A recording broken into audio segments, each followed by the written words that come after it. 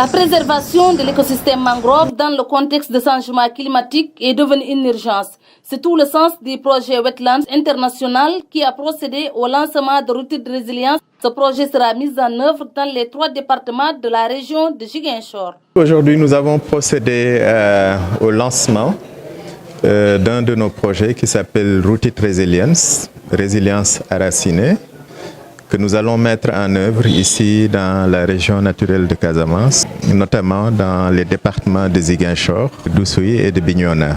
Nous avons choisi cette région parce que c'est une région qui est connue pour abriter d'importants écosystèmes de mangroves qui sont des ressources naturelles utiles pour les communautés dans la mesure où les mangroves permettent de défendre les côtes, mais également contiennent des ressources que les populations exploitent pour leur vie quotidienne. Nous avons fait la restauration de l'écosystème de mangrove d'abord dans le delta du Saloum, au niveau du centre, et après nous avons eu une croissance qui nous a menés ici au niveau de la région de Ziguinchor.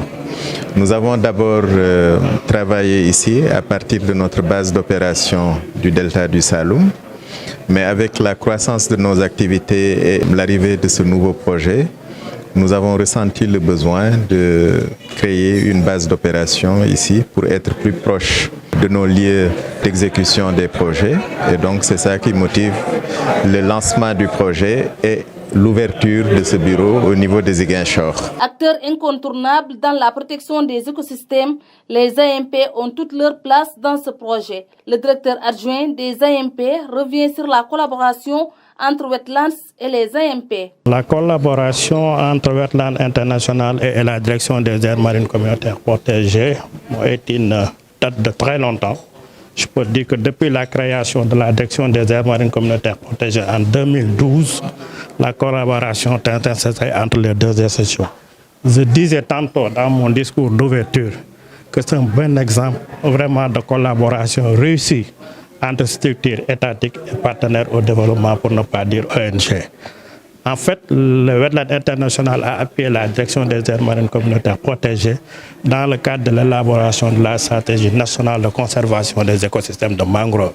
Stratégie qui a été élaborée, validée en 2023. Pour dire que c'est la première fois aussi que le Sénégal se dote d'un tel document. C'est la première fois que le Sénégal a une stratégie nationale en matière de conservation des écosystèmes de mangrove. Mais également, du coup, le Sénégal aussi devient le deuxième pays ici en Afrique occidentale à se doter d'un tel document après le Bénin, qui a eu sa stratégie nationale de conservation des écosystèmes de mangrove en 2020.